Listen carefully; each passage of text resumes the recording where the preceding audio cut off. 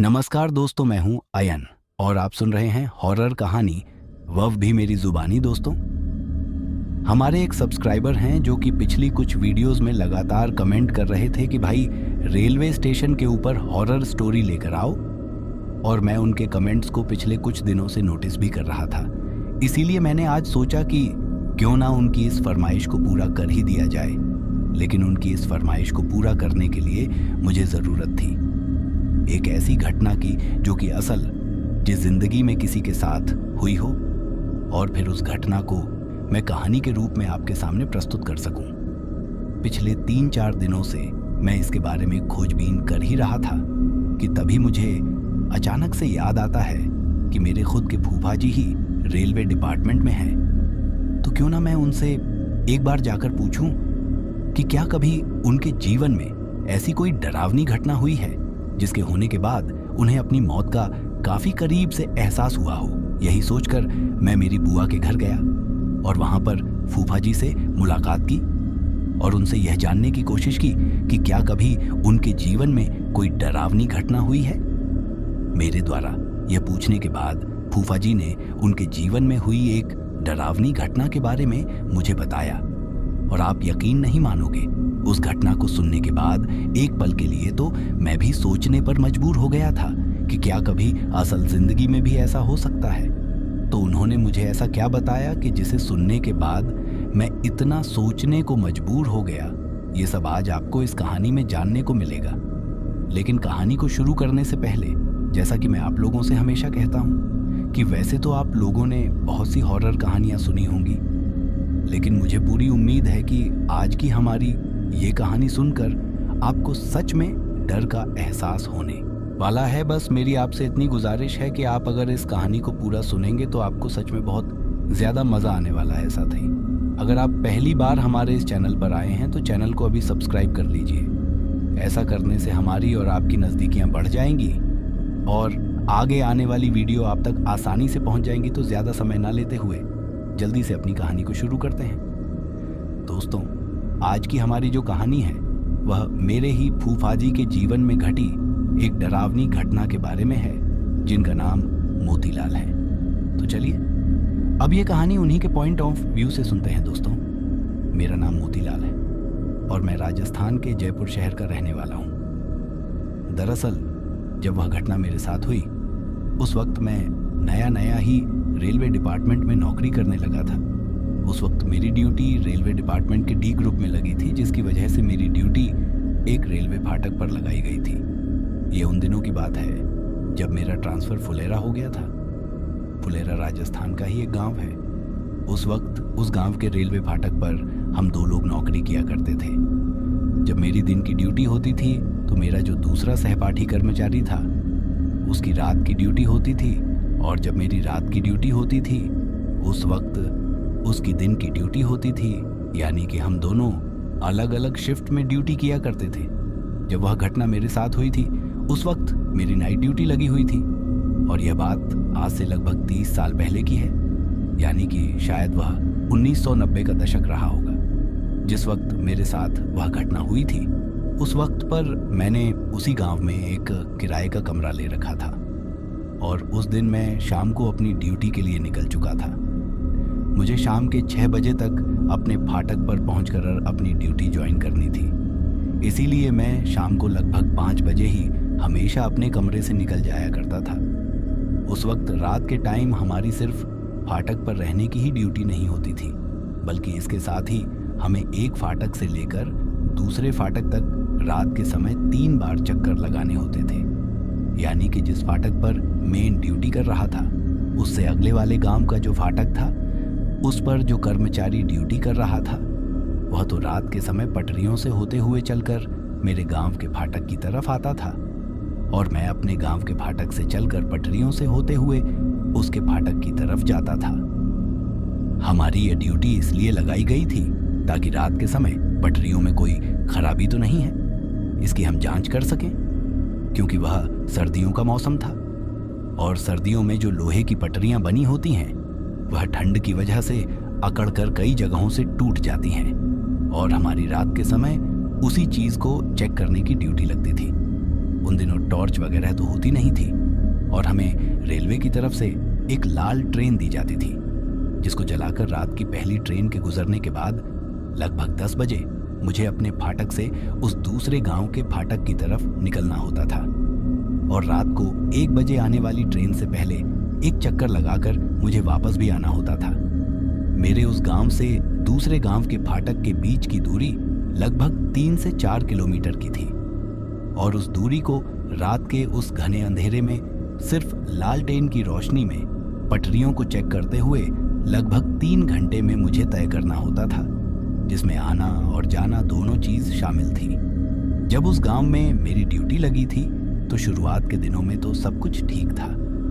मैं बड़े ही आराम से रात के समय भी अपनी ड्यूटी कर रहा था।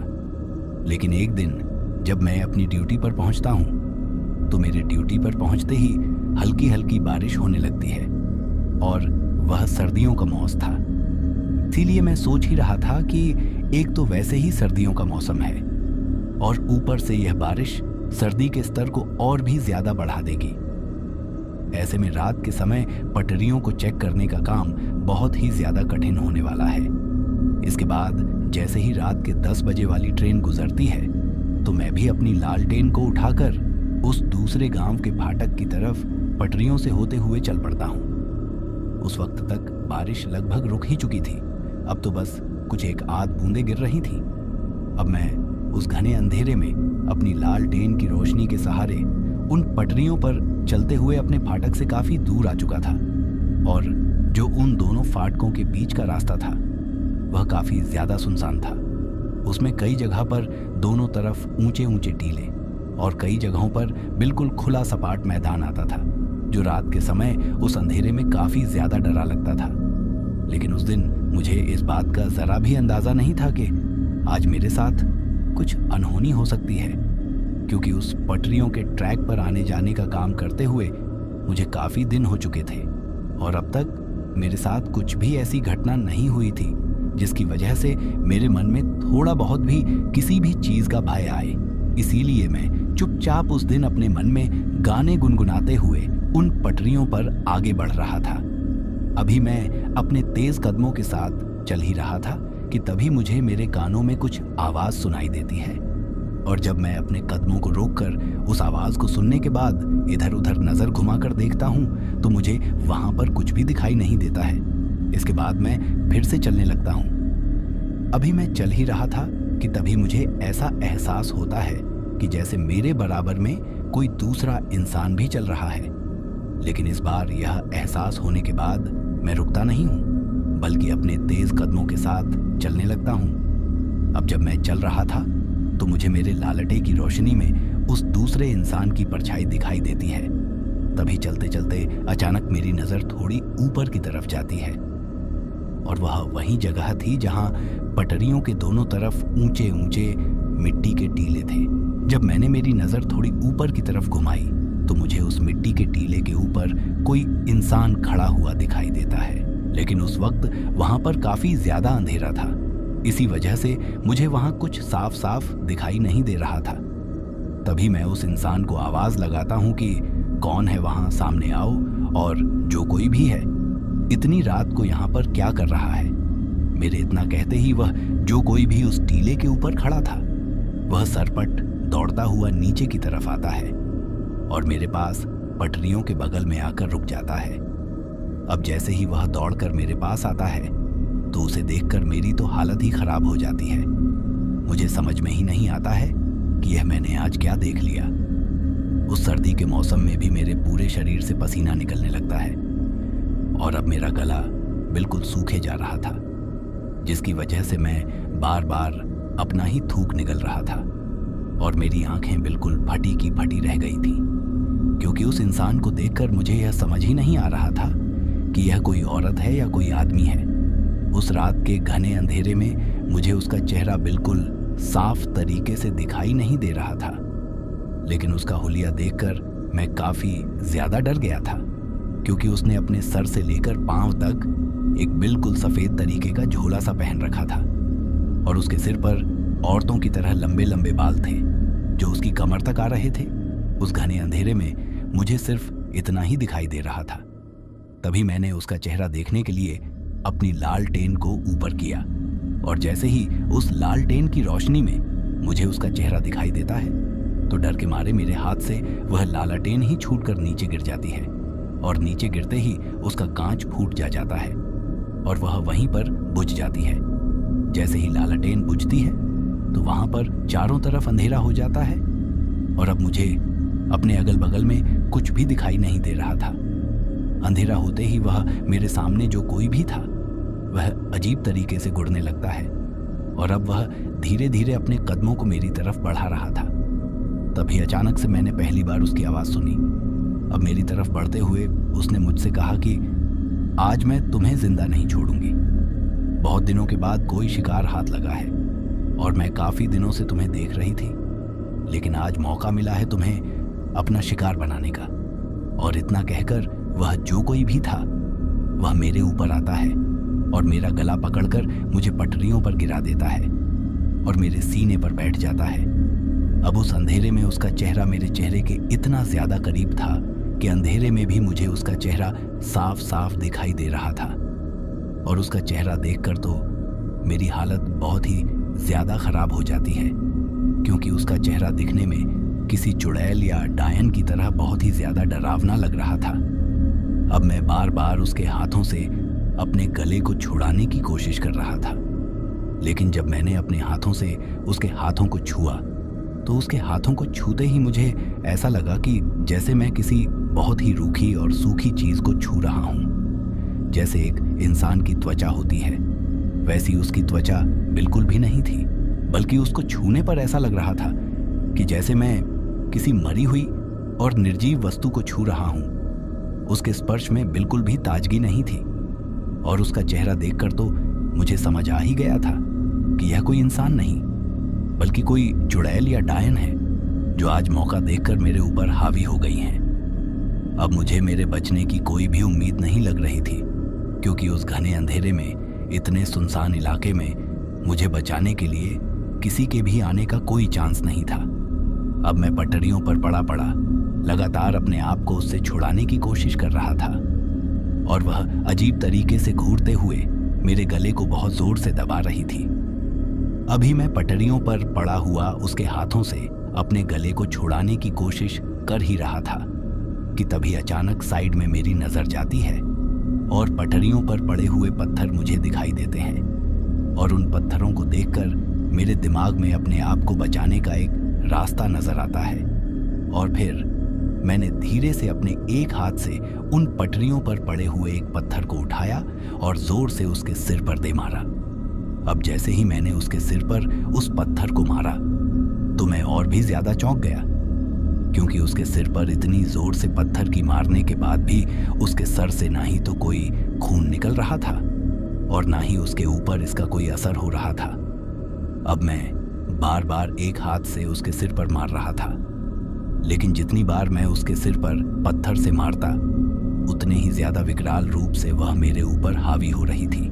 इतना कुछ करने के बाद भी उस औरत के ऊपर कोई भी असर नहीं पड़ रहा था और अब मेरी सांसें बिल्कुल उखड़ने वाली थी। मुझे ऐसा लग रहा था कि अब कुछ ही देर में मेरी सांसें टूट जाएंगी और मेरी यहीं पर मौत हो जाएगी। तभी मैंने उसके चेहरे की तरफ गौर से देखा तो मुझे उसके चेहरे पर उसकी नाक बहुत ही ज्यादा लंबी दिखाई देती है। वह इतनी ज्यादा लंबी थी कि उसके चेहरे के जो होंठ थे उनको भी वह छू रही थी। तभी मैंने एक कोशिश और करने की सोची और उस नुकीले पत्थर को जोर से उसके नाक के अंदर घुसा दिया। और जैसे ही मैंने उस नुकीले पत्थर को उसके नाक के अंदर घुसाया तो नाक के अंदर पत्थर को घुसाते ही वह जोर से उछलकर मेरे ऊपर से हट जाती है और जोर जोर से वहां पर चिल्लाने लगती है। अब उसके मेरे ऊपर से उठते ही मैं फटाटाक से वहां से उठकर दूसरे गांव के फाटक की तरफ दौड़ लगाता हूं। अब मैं बदहवास होकर उन पटरियों पर दौड़े जा रहा था, लेकिन नॉर्मल रास्ते की तरह उतना तेज उन पटरियों पर मैं दौड़ नहीं पा रहा था। अभी मैं दौड़ ही रहा था कि तभी मुझे मेरे कानों में आवाज सुनाई देती है कि आज चाहे तू कितना ही भाग ले, लेकिन आज मेरे हाथों से नहीं बच पाएगा। तुझे क्या लगता है कि तू यहां से भागकर अपने आप को बचा लेगा? उस आवाज को सुनने के बाद तो मैं बहुत ही ज्यादा डर जाता हूँ। मेरे मन में सिर्फ एक ही बात चल रही थी कि किसी तरह मैं उस दूसरे गांव के फाटक तक पहुंच जाऊं, या उस दूसरे गांव के फाटक पर रहने वाला वह आदमी मुझे मिल जाए तो किसी तरह मैं अपनी जान बचा लूंगा। अभी मैं बदहवास होकर उन पटरियों पर दौड़ ही रहा था कि तभी मुझे मेरे सामने एक रोशनी दिखाई देती है, और उस रोशनी को देखकर मुझे ऐसा लग रहा था कि जैसे दूर से उन पटरियों पर चलकर मेरी तरफ कोई आ रहा है। तभी मैंने मेरे मन में अंदाजा लगाया कि शायद यह उस दूसरे फाटक पर रहने वाला आदमी है जो मेरी तरफ आ रहा है। तभी मैं अपने बचने की उम्मीद में फिर से उसकी तरफ दौड़ने लगता हूँ, और अब दौड़ते दौड़ते मुझे बहुत ज्यादा सांस भर चुका था। तभी मैं एक जगह जाकर रुक जाता हूँ और बहुत तेज तेज हाँफ नहीं लगता हूँ, क्योंकि मैं अपनी जिंदगी में कभी भी इतना तेज नहीं दौड़ा था। अभी मैं अपनी सांस को काबू में करने की कोशिश कर ही रहा था कि तब तक वह रोशनी मेरे काफी करीब आ चुकी थी। इसके बाद जैसे ही मैंने अपनी नजरों को ऊपर करके देखा तो जैसा मैंने सोचा था ठीक वैसा ही हुआ। मेरे सामने वहीं दूसरे फाटक वाला आदमी अपने हाथ में लालटेन लिए खड़ा था, लेकिन वह अपने मुंह से कुछ बोल नहीं रहा था। तभी मैं उससे कहता हूं कि अरे मनोज, कहाँ था आज तू? आज तो मेरी जान ही निकल जाती। एक चुड़ैल मेरे पीछे पड़ गई है और मैं किसी तरह अपने आप को बचाकर वहां से भागा हूं। दरअसल जो दूसरे फाटक पर आदमी रहता था उसका नाम मनोज था। मेरे इतना कहने के बाद मनोज मुझसे एक अजीब सी आवाज में कहता है कि आज तुमने वहां से भागकर बहुत बड़ी गलती कर दी। उसने तुमसे कहा था ना कि तुम वहां से चाहे कितनी ही दूर भाग लो, लेकिन तुम उसके चंगुल से बच नहीं पाओगे, और तुमने वहां से भागकर एक बहुत बड़ी गलती कर दी है। तुम्हें वहां से नहीं भागना चाहिए था। अब उसकी यह बात सुनकर मैं बहुत ज्यादा हैरान हो गया। मैं उसे कहने लगा कि यार मनोज, तू यह कैसी बातें कर रहा है? मैं किसी तरह तो अपनी जान बचाकर वहां से भागा हूं, और तू मेरी मदद करने के बजाय मुझे कह रहा है कि मुझे वहां से नहीं भागना चाहिए था। लेकिन तभी मैंने गौर किया कि आज मनोज की आवाज मुझे कुछ बदली बदली सी लग रही थी।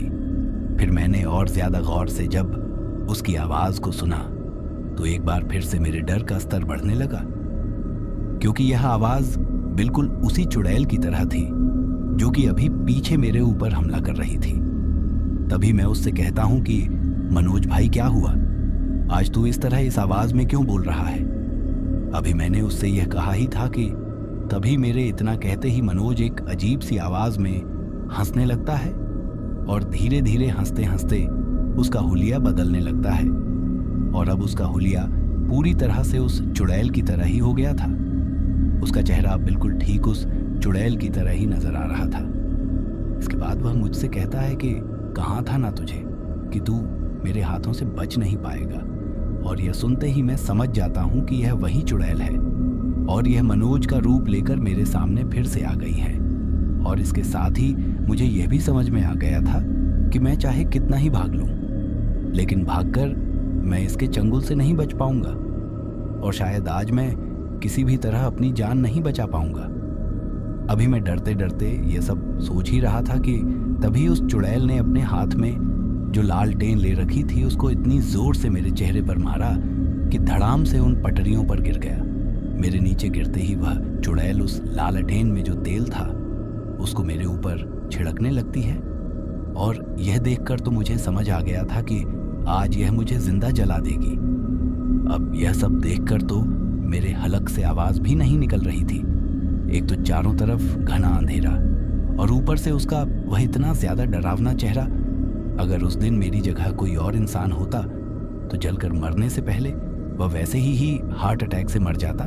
जब वह चुड़ैल मेरे ऊपर तेल छिड़क रही थी तभी मेरी नजर उसके चेहरे पर जाती है, और मुझे उसका वह नाक नजर आता है। जब मैं उसकी नाक की तरफ देखता हूँ तो उसका नाक पूरी तरीके से खून से सना हुआ था, जिसे देखकर मुझे याद आता है कि शायद मैंने जब इसके नाक में वह पत्थर मारा था उसी की वजह से इसका नाक इस तरह से हो गया है। और मैंने अंदाजा लगाया कि जिस तरह रावण की मृत्यु उसकी नाभि में थी, शायद उसी तरह चुड़ैल की भी कमजोरी इसका नाक ही है, और अगर मुझे इससे पीछा छुड़ाना है तो मुझे फिर से इसके नाक पर हमला करना होगा। अब मैं उन पटरियों पर पड़ा पड़ा यह सब सोच ही रहा था, तभी फिर से मुझे दूर से एक रोशनी आती हुई दिखाई देती है। पर मुझे इस बार यह समझ नहीं आ रहा था कि यह किस चीज की रोशनी है। लेकिन उस रोशनी को देखकर उसके बारे में सोचने के बजाय मुझे जल्दी से अपने आप को उस चुड़ैल के चंगुल से छुड़ाना था, इससे पहले कि वह मुझे जलाकर वहां पर मार दे। तभी मैंने फिर से किसी तरह हिम्मत करके अपने हाथ में पटरियों पर पड़ा एक पत्थर उठाया और अचानक से उछलकर उस चुड़ैल की नाक में दे मारा। जैसे ही मैंने उस पत्थर को उस चुड़ैल की नाक में मारा तो इस बार वह पिछली बार से भी ज्यादा तेज आवाज में चिल्लाती है और जोर से अपने नाक को पकड़ लेती है। अब उसने मेरा पीछा तो छोड़ दिया था और सिर्फ अपने नाक को पकड़कर जोर जोर से चिल्ला रही थी। तभी मेरी नजर उस लालटेन पर जाती है जिससे वह चुड़ैल मेरे ऊपर तेल छिड़क रही थी। तभी मैंने फटाक से उस लालटेन को उठाया और उसमें जो तेल बचा हुआ था उसको उस चुड़ैल के ऊपर छिड़कने लगा। जैसे ही मैं उस तेल को चुड़ैल के ऊपर छिड़कने लगा तो मेरे तेल छिड़क ही वह चुड़ैल फिर से जोर जोर से हंसने लगती है। और जब मैं गौर से देखता हूं तो मुझे नजर आता है कि उस लालटेन में से तेल नहीं बल्कि कोई लाल लाल तरल पदार्थ निकल रहा था, जैसे कि कोई खून हो। और जब मैंने उसको अपने हाथ पर डालकर देखा तो वो सच में खून ही था। अभी वहां पर यह सब चल ही रहा था कि तभी मुझे मेरे पीछे से आवाज आती है कि अरे मोतीलाल, क्या हो रहा है यहाँ पर। तभी जैसे ही मैं पीछे मुड़कर देखता हूं तो मुझे मेरे पीछे मनोज दिखाई देता है। तभी मनोज की भी उस चुड़ैल को देखकर हालत खराब हो जाती है और मैं उससे कहता हूं कि भाई मुझे किसी भी तरह इस चुड़ैल से बचा ले। अभी थोड़ी देर पहले तो इसने तेरा रूप लेकर मुझे एक बार के लिए तो भ्रमित कर दिया था। अभी मैं उससे यह सब कह ही रहा था कि तभी मेरे दिमाग में फिर से आता है कि कहीं इस बार जो ये मेरे सामने मनोज खड़ा है ये भी तो कोई भूत प्रेत या चुड़ैल तो नहीं। तभी मैं उससे कहता हूं कि भाई तू सच में मनोज ही है ना। अभी मैं उससे यह सब पूछ ही रहा था तभी मेरे पीछे खड़ी वह चुड़ैल फिर से जोर जोर से हंसने लगती है और कहती है कि अरे वाह, क्या बात है, आज तो एक ही जगह दो शिकार। अब तो तुम दोनों को मारकर मुझे मजा ही आ जाएगा। अब जैसे ही उस चुड़ैल ने यह बात कही तो मुझे इस चीज का यकीन हो गया कि मेरे सामने जो खड़ा है वह असली वाला मनोज ही है, कोई भूत प्रेत या छलावा नहीं है। तभी मनोज मुझसे कहता है कि भाई तू इधर आ, इस चुड़ैल को तो मैं देखता हूं। और उस मनोज ने मेरा हाथ पकड़कर मुझे अपने पीछे किया और उसने अपनी कमीज की जेब से एक पोटली निकाली और उस पोटली में से अपने हाथ में कुछ लेकर उस चुड़ैल के ऊपर दे मारा। और जैसे ही उसने वह चीज उस चुड़ैल के ऊपर मारी वह चुड़ैल चिल्लाते हुए अचानक वहां से गायब हो गई। इसके बाद मनोज ने उस पोटली में जो कुछ भी था वह थोड़ा सा मेरे ललाट पर लगाया और मुझसे कहा कि अब फटाफट चल भाग यहाँ से। उसके बाद हम दोनों मनोज के गांव वाले फाटक की तरफ भागने लगते हैं और थोड़ी ही देर बाद हम उस फाटक पर पहुंच जाते हैं। फाटक पर पहुंचने के बाद मनोज ने मुझसे पूछा कि आखिर आज तेरे साथ क्या हुआ था। तो मैं शुरू से मनोज को सारी घटना बताता हूं कि कैसे वह चुड़ैल मेरे पीछे पड़ी। इसके बाद मनोज ने मुझे बताया कि अक्सर इन पटरियों पर कई लोग ट्रेन से कटकर आत्महत्या करते रहते हैं और उन लोगों की आत्मा यहीं पर भटकती रहती है। इस औरत ने भी शायद ट्रेन से कटकर ही आत्महत्या की होगी और अब उसकी आत्मा दूसरे लोगों को परेशान करती है। मुझे पता था कि रात को मेरी ड्यूटी इन पटरियों पर आने जाने की लगेगी। इसी वजह से मैं घर से ही महाकाल का बबू लेकर आया था, क्योंकि इसकी की वजह से कोई भी नकारात्मक ऊर्जा, कोई भी भूत प्रेत या फिर आत्मा अपने आसपास भी नहीं भटकती। और इसी की वजह से आज हम दोनों की जान बच गई। और उसके बाद मनोज मुझे भी हमेशा वह बबू अपने साथ रखने के लिए कहता है। उस दिन तो मनोज की वजह से मेरी जान बच गई, लेकिन उसके बाद मैं हमेशा मनोज के दिए हुए उस भूत को अपने साथ रखता हूँ। और अब तो मेरी उम्र भी काफ़ी ज़्यादा हो गई है। अब मेरे रिटायरमेंट में लगभग 5 साल का समय और बचा है। उस घटना के होने के कुछ सालों बाद तो मेरा प्रमोशन हो गया था और फिर फाटक वाली ड्यूटी से मेरा पीछा छूट गया था। तो दोस्तों, ये थी हमारी आज की कहानी आपको कैसी लगी कमेंट बॉक्स में कमेंट करके ज़रूर बताना। फिलहाल चलता हूँ। बस आप अपना और अपने परिवार का ख्याल रखें, और अगर अभी तक भी चैनल को सब्सक्राइब नहीं किया है तो कृपया करके चैनल को सब्सक्राइब कर लीजिए। आपका यह छोटा सा सहयोग हमें आपके लिए ऐसी ही कहानियाँ लाने के लिए प्रोत्साहित करता है।